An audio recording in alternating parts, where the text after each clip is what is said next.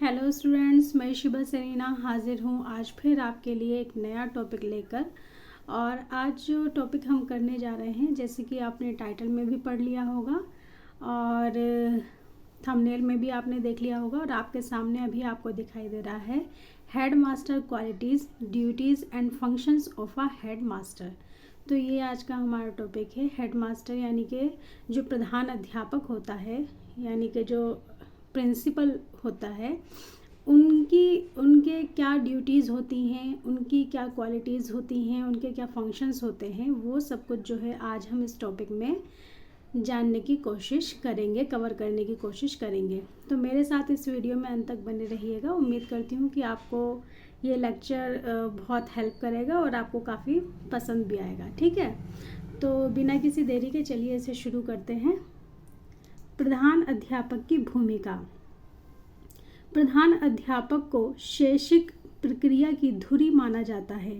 वह एक नेता के रूप में कार्य करता है।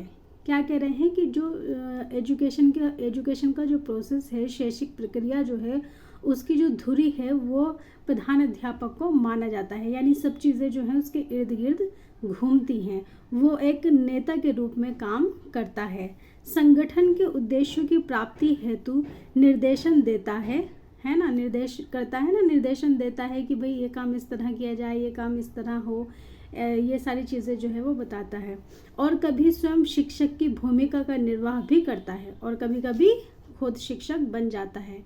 तो प्रधान अध्यापक जो हैं वो पढ़ाते भी हैं, जब ज़रूरत होती है तो खुद डेमो देकर भी दिखाते हैं क्लास में, तो वो कभी कभी खुद भी शिक्षक की भूमिका निभाता है। अतः उसके अनेक दायित्व हैं, यानी उसकी कई सारी रिस्पॉन्सिबिलिटी हैं। ये आपको अभी तक समझ आ गया होगा। उसकी भूमिका विविधतापूर्ण है, यानी कि बहुत सारी अलग अलग उसकी जिम्मेदारियां होती हैं, अलग अलग उसकी भूमिका होती है।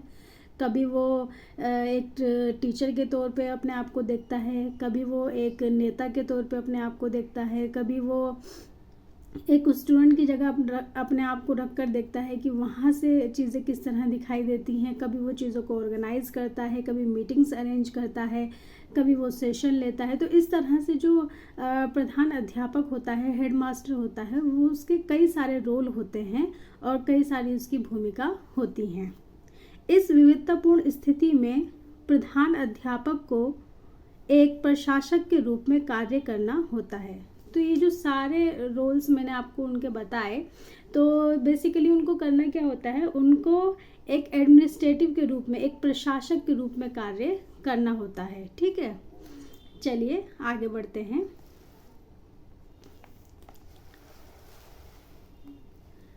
अद्वितीय प्रतिष्ठा। प्रत्येक मुख्य अध्यापक पहले अध्यापक है। सबसे पहले वो क्या है, सबसे पहले एक टीचर है, एक अध्यापक है। उसके बाद पश्चात प्रशासक, स्कूल में उसका मुख्य स्थान होता है। नेता के बिना किसी भी संस्था की कल्पना नहीं की जा सकती। एक विख्यात कथन है, जैसा मुख्य अध्यापक होगा वैसा स्कूल होगा। तो इन्होंने क्या बताया कि जो प्रधान अध्यापक होता है या आप मुख्य अध्यापक कह लें, वो जो है सबसे पहले एक टीचर होता है, उसके बाद वो एक प्रशासक होता है, एक एडमिनिस्ट्रेटिव होता है। और स्कूल में जो उसका रोल है वो बहुत ही अहम है, उसका स्थान जो है वो बहुत अहम है। और उन्होंने कहा कि जैसा कि मैंने आपको शुरू में ही बताया कि वो एक नेता की तरह होता है। तो कोई भी जो संस्था होती है उसमें जब तक एक लीडर ना हो, एक अच्छा लीडर ना हो, तो वो संस्था जो है ढंग से काम नहीं कर पाती है, उसकी कल्पना भी हम नहीं कर सकते, है ना। तो यहाँ एक कथन दिया है कि एक वाक्य दिया है, जैसा मुख्य अध्यापक होगा वैसा स्कूल होगा। तो अगर इसका अंदाज़ा जो है मुख्य अध्यापक से ही लगा लिया जाता है लोगों के द्वारा कि यहाँ का जो है स्कूल जो है वो कैसा होगा। तो इतना बड़ा रोल जो है वो एक मुख्य अध्यापक का होता है, इसलिए उसकी जो प्रतिष्ठा है वो अद्वितीय है, ऐसी है कि जिसकी जैसी किसी की है ही नहीं। ठीक है, चलिए आगे बढ़ते हैं।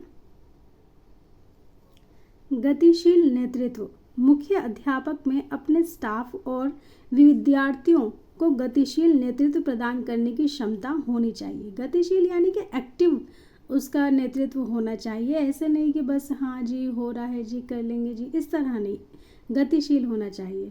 ये तभी हो सकता है जब उसमें एक सुयोग्य नेता के सभी गुण विद्यमान हो। ऐसा कब होगा?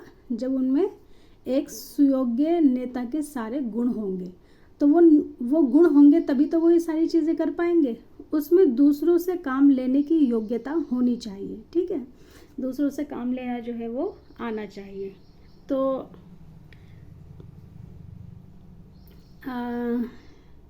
अब जो है मैंने अभी जो आपके साथ पॉइंट डिस्कस किया गतिशील नेतृत्व, तो अब जो है हम एक एक करके हेडमास्टर की जो क्वालिटीज़ हैं उनके बारे में हम पढ़ते जा रहे हैं। तो इसमें पहला पॉइंट जो है गतिशील नेतृत्व है कि प्रधान अध्यापक को कैसा होना चाहिए? गतिशील नेतृत्व होना चाहिए, है ना, गतिशील नेतृत्व वाला होना चाहिए।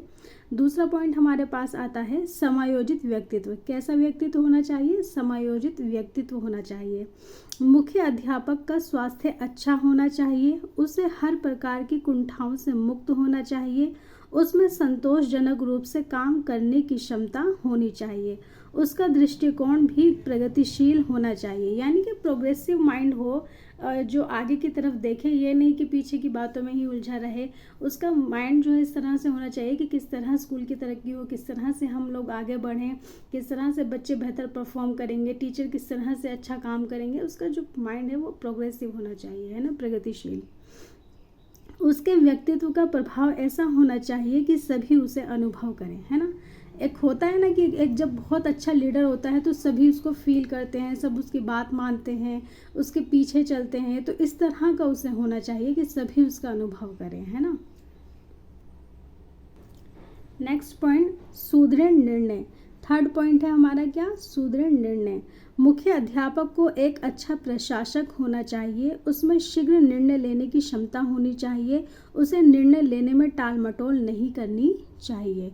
यानी कि जब आप बेहतर डिसीज़न लेंगे, जल्दी डिसीज़न लेंगे, तभी तो काम अच्छे से होगा। आप विचार ही करते रहेंगे, डिसीज़न ही नहीं ले पा रहे हैं, टाल मटोल कर रहे हैं, तो ऐसे कैसे काम बनेगा।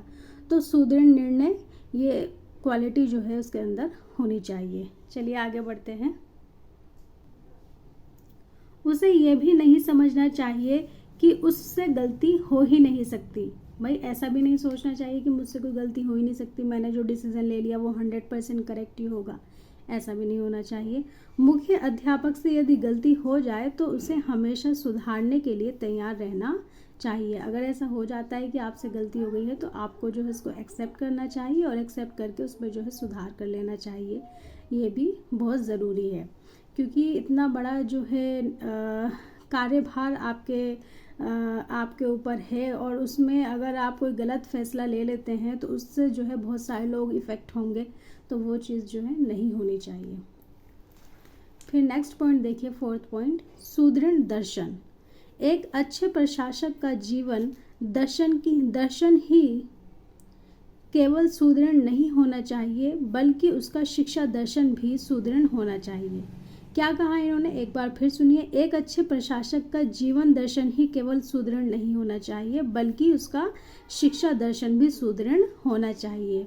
तो वो दोनों क्षेत्र में अच्छा होना चाहिए। उसका जीवन दर्शन तो अच्छा हो ही हो, उसका जो शिक्षा का दर्शन है वो भी बहुत अच्छा होना चाहिए, सुदृढ़ होना चाहिए, मजबूत होना चाहिए। उसकी दार्शनिक धारणा समाज के लक्ष्यों पर आधारित होनी चाहिए जिनके लिए स्कूल की स्थापना की गई।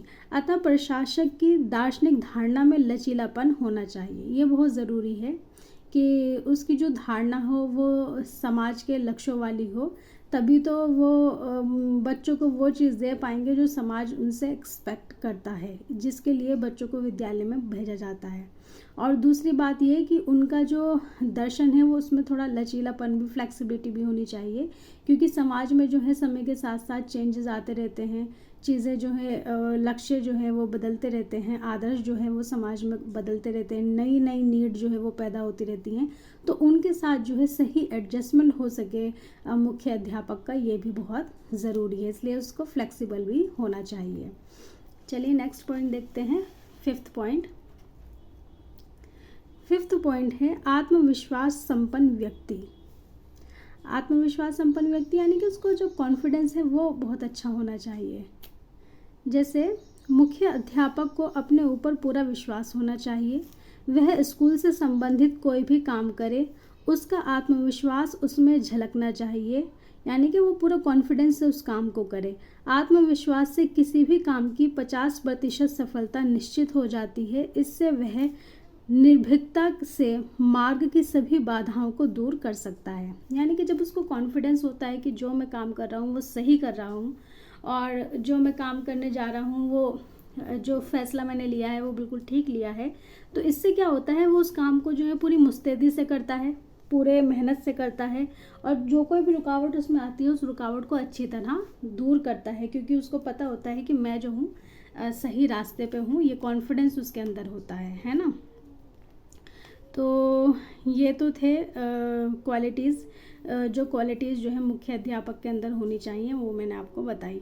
और अब हम बढ़ते हैं मुख्य अध्यापक के कर्तव्य की तरफ।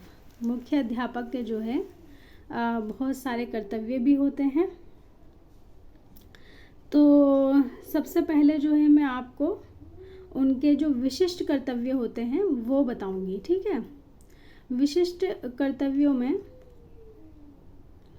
कुछ पॉइंट्स शामिल हैं, 3 पॉइंट में इसमें आपके साथ डिस्कस करूंगी।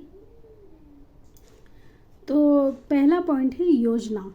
स्कूल के मुख्य अध्यापक का प्रथम कर्तव्य योजना बनाना है। सत्र यानी सेशन के आरंभ में ही उसे स्कूल की प्रत्येक क्रिया की योजना बना लेनी चाहिए कि भाई आगे स्कूल में क्या क्या काम होने हैं, किस तरीके से काम होने हैं, उन किन किन से मीटिंग्स होनी है, उस सब के बारे में जो है उनको शुरू में ही प्लान कर लेना चाहिए। कितनी छुट्टियां दी जाएंगी, कौन कौन सी छुट्टियां आनी हैं, कौन से फंक्शन सेलिब्रेट होने हैं, यूनिफॉर्म के बारे में और भी बहुत सारी चीज़ों के बारे में जो है पहले ही प्लान कर लेना चाहिए। योजना बनाते समय उसे अपने स्टाफ से भी सहयोग प्राप्त करना चाहिए। जहाँ तक संभव हो संपूर्ण योजना का विकेंद्रीकरण कर देना चाहिए, यानी कि वो जो है सबके अकॉर्डिंग होनी चाहिए और उसको जो है उसका विकेंद्रीकरण कर देना चाहिए, ताकि आगे चल के उसमें कोई प्रॉब्लम ना आए, बाकी लोगों से भी उसका तालमेल जो है वो सही तरीके से बैठ जाए। इसके अतिरिक्त योजना को लचीला रखना चाहिए, यानी कि समय के साथ अगर कोई चेंज उसमें करना पड़े तो वो कर पाएँ। उसमें स्कूल की आवश्यकताओं के अनुसार सुधार की संभावना होनी चाहिए। योजना बनाते समय कर्मचारी, विद्यार्थियों, समुदाय तथा उच्च अधिकारियों की आवश्यकताओं को भी ध्यान में रखना चाहिए, ठीक है। तो ये हो गया पहला पॉइंट। ये विशिष्ट उद्देश्य मैं आपको बता रही हूँ। फिर उसमें दूसरा पॉइंट आता है हमारे पास निरीक्षण, यानी सुपरविज़न। प्रधानाध्यापक समूचे स्कूल का निरीक्षक होता है ना, सबको जो है वो सुपरवाइज करता है, निरीक्षक होता है। इसका यह अर्थ कभी नहीं कि उसे दूसरों में दोष निकालने हैं। ये नहीं कि आपको दूसरों में गलतियां आप निकालने लग जाओ, आपको सुपरवाइज करने के लिए आपके पास पोजीशन है तो नहीं, बल्कि आपको करना क्या है, उनके साथ सहयोग करना है, उनको गाइड करना है, जहाँ कहीं ज़रूरत हो उसको जो है उसके अकॉर्डिंग उस चीज़ को, उस काम को करने के लिए उसमें सहयोग करना है। सहयोग इन द सेंस कि आपको उसको गाइड करना है कि भाई इस तरीके से आप इस काम को कर लें या इस तरीके से करवाया जाए, या दूसरे के काम की आलोचना करना नहीं है। यानी कि ये नहीं कि आपको बस जाके वहाँ पे खामोखा की आलोचना जो है करनी शुरू कर दी। आलोचना की ज़रूरत नहीं है तो आलोचना नहीं करनी है, खामोखा के दोष उसमें नहीं निकालने हैं। वास्तव में उसे इस बात का निरीक्षण करना होता है, यानी कि उसको इस बात को चेक करना होता है, निरीक्षण करना होता है कि स्कूल की सभी क्रियाएं उचित रूप से तथा योजना अनुसार चल रही हैं, है ना। चेक करना होगा कि सभी चीज़ें जो हैं उनका निरीक्षण करना होगा कि वो सभी चीज़ें जो हैं समय से और प्लान के अनुसार जो है हो रही हैं या नहीं हो रही हैं। नहीं हो रही हैं तो फिर इनको करवाने की कोशिश करनी है ना। जैसे एक एग्जाम्पल जो है यहाँ पे दिया गया है, कार्यालय आलेख का पर्यवेक्षण। जैसे कि प्रधान अध्यापक का कार्यालय के आलेख की वित्तीय व्यवस्था का पर्यवेक्षण करना भी महत्वपूर्ण कार्य है ना। उसका पर्यवेक्षण करना होता है, उसको अच्छी तरह देखना होता है। विद्यालय के प्रतिदिन की कैश बुक का अनुसरण किया जाए, ये भी होता है ना। फिर एक एग्जाम्पल और है हमारे पास छात्रावास का पर्यवेक्षण। यदि विद्यालय के अंतर्गत छात्रों के लिए छात्रावास की सुविधा उपलब्ध है तो उसकी व्यवस्था करना भी प्रधानाचार्य का कार्य होता है। प्रधानाचार्य को प्रमुख रूप से कुछ बातों का विशेष अवलोकन करना चाहिए। छात्रावास में सफाई रहे, बच्चों के भोजन की समुचित व्यवस्था को देखना, छात्रों को अध्ययनरत यानी कि पढ़ते हुए अध्ययनरत रखने हेतु एक समय तालिका बनाई जाए और छात्रावास की दिनचर्या का पूरा अनुपालन हो, इसका पर्यवेक्षण प्रधानाध्यापक द्वारा किया जाता है। तो ये सारे काम जो है मैंने बताया आपको कि इस तरह से जो है इन सब चीज़ों का निरीक्षण जो है उनको करना होता है, उनको सुपरवाइज़ करना होता है ना। इनका सुपरविज़न जो है उनके अंतर्गत आता है। तो ये सब कुछ प्रिंसिपल को पता होना चाहिए कि ये सारी उनकी ड्यूटीज़ हैं, ये सारे काम जो है उनको करने हैं और बहुत अच्छी तरह करने हैं, है ना। इन सभी चीज़ों पे उनको नज़र रखनी है। फिर उसके बाद क्या आता है, उसके बाद आता है शिक्षण यानी कि टीचिंग। मुख्य अध्यापक का कार्य सारा समय कार्यालय में बैठना नहीं है। उसे ये कभी नहीं भूलना चाहिए कि वह स्कूल समुदाय का नेता है। उसे प्रत्येक क्रिया में नेतृत्व प्रदान करना है ना, लीड करना है हर क्रिया को। शिक्षण स्कूल की मुख्य क्रिया है, अतः उसे शिक्षण में बहुत रुचि लेनी चाहिए, परंतु शिक्षण कार्य का उस पर बहुत ज़्यादा बोझ नहीं होना चाहिए। जो मुख्य अध्यापक केवल अपने कार्यालय में बैठा रहता है वह स्कूल तथा शिक्षण के प्रति अन्याय करता है। तो ये नहीं कि पूरे टाइम जो है बस ऑफिस में बैठे हुए हैं, बस वहीं से जो है बस सारा काम कर रहे हैं, नहीं, उनको स्कूल में जो है शिक्षण का कार्य को ना केवल देखना है, उसका अवलोकन करना है, बल्कि जहाँ उनको शिक्षा के क्षेत्र में यानी कि स्कूल में जो है क्लास भी लेनी है, पढ़ाना भी है एज अ अध्यापक। और वो पढ़ाना उनकी मतलब एज सच ये नहीं है कि परमानेंट रिस्पॉन्सिबिलिटी है कि डेली ही क्लास लेनी है, नहीं, क्योंकि उन्हें और भी बहुत सारे काम देखने होते हैं तो वो भी करना है, तो बोझ ना हो उनके ऊपर, लेकिन उनको जो है ये काम भी इसमें भी एक्टिव रहना है, क्लासेस को जो है टीच भी करना है, ताकि उनको पता रहे कि क्या सिलेबस चल रहा है, कहाँ कैसे क्लास चल रही है, बच्चे किस तरह रिस्पॉन्स कर रहे हैं, बच्चों की क्या नीड आ रही है, ये सब कुछ जो है उसके लिए ज़रूरी है कि वो खुद भी पढ़ाएं, क्योंकि मेन काम जो है वो पढ़ाने का होता है स्कूल में। थर्ड पॉइंट आता है प्रबंधन, है ना। प्रधानाध्यापक को स्कूल प्रबंधन का भी प्रमुख कार्य करना है। वह स्कूल प्रबंध के लिए सभा का आयोजन करता है, उनका निर्देशन और नियंत्रण करता है। तो जैसे कि आपको बताया कि उन्हें क्या करना होता है, स्कूल का प्रबंधन का कार्य जो है वो भी करना होता है, और उसके लिए वो क्या करते हैं, सभा का आयोजन करते हैं, उनका निर्देशन करते हैं और नियंत्रण भी उनका करते हैं, है ना। तो ये है, क्योंकि सारा मैनेजमेंट जो है वो प्रिंसिपल को देखना होता है, हेडमास्टर को देखना होता है, तो सारा मैनेजमेंट का काम भी उनके अंतर्गत आता है। इसके लिए उनको सेशन करने होते हैं और उन सेशन को जो है बताना होता है कि आगे किस किस तरीके से सारा काम होगा, उनको फिर गाइड करना होता है, उनको फिर डायरेक्ट करना होता है, उनको फिर उसके अकॉर्डिंग जो है उस पर कंट्रोल भी रखना होता है कि वो सब जो है अकॉर्डिंग टू सिस्टम जो है उस तरीके से काम करें। अब आते हैं सामान्य कर्तव्य। तो ये तो कुछ विशिष्ट कर्तव्य थे, 3 तरह के विशिष्ट कर्तव्य थे जिनके बारे में मैंने आपको भी बताया। और अब हम बात करते हैं सामान्य कर्तव्य की। सामान्य कर्तव्य में पहला पॉइंट आता है विद्यालय खुलने से पूर्व के कार्य। ठीक है, ये मतलब हर एक स्कूल में होता ही है ये काम। कुछ जो है कुछ ख़ास ऑब्जेक्टिव होते हैं और कुछ जो है जनरल ऑब्जेक्टिव यानी जनरल ड्यूटीज़ होती हैं, तो उनके बारे में अब बात कर रहे हैं। इन कार्यों में प्रधान अध्यापक ग्रीष्म अवकाश में आगामी सत्र के लिए कैलेंडर तैयार करता है, विद्यालय के खुलने की तिथि व समय की घोषणा करता है, वह गत वर्ष के कार्यों की समीक्षा करता है।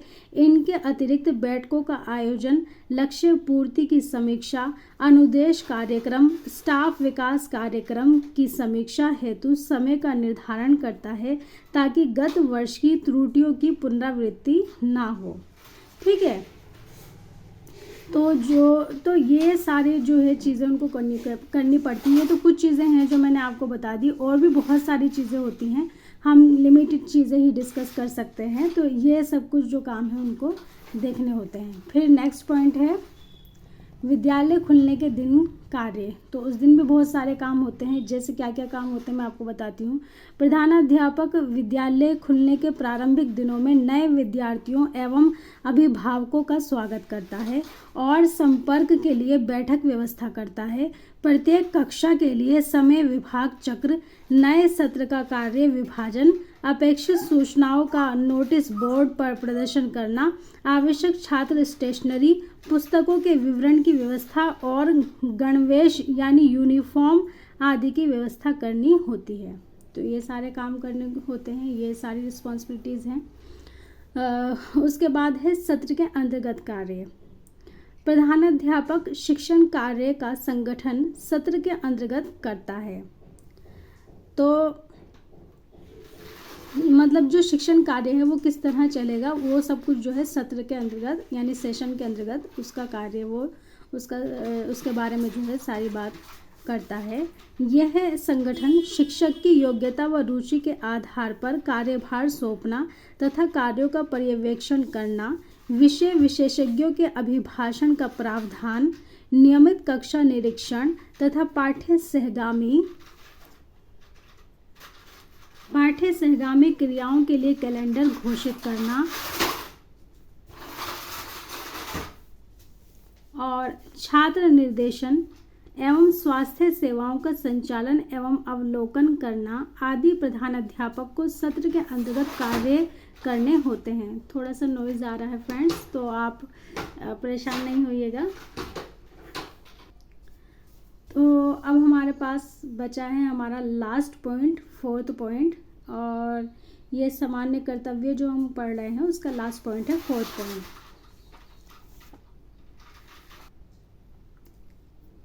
सत्र समाप्ति पर आयोजन संबंधी कार्य, ये भी कुछ अहम कार्य होते हैं। प्रधान अध्यापक को सत्र की समाप्ति से पूर्व कुछ आवश्यक कार्यक्रमों का आयोजन करना होता है। इन कार्यक्रमों में वार्षिक खेलकूद, विभिन्न दिवसों का आयोजन, गांधी, महावीर, ईसा आदि के माध्यम से सर्वधर्म समभाव पैदा करना, इनके अतिरिक्त मातृ दिवस, पितृ दिवस आदि विविध कार्यक्रमों के संचालन पर प्रधान अध्यापक सत्र को समाप्त करते हैं। तो ये सारे कार्य भी किए जाते हैं। सत्र समाप्ति पर जो आयोजन होता है उसके संबंध में ये सारे कार्य होते हैं। तो इस तरह जो है यहाँ पर हमारा ये लेक्चर जो है कंप्लीट होता है, क्लास कंप्लीट होती है। उम्मीद करती हूँ कि सभी पॉइंट आपको अच्छी तरह समझ में आए होंगे। इसी के साथ फिर आपसे मिलूँगी, तब तक के लिए पढ़ते रहिए, खुश रहिए। Thank you for watching this video.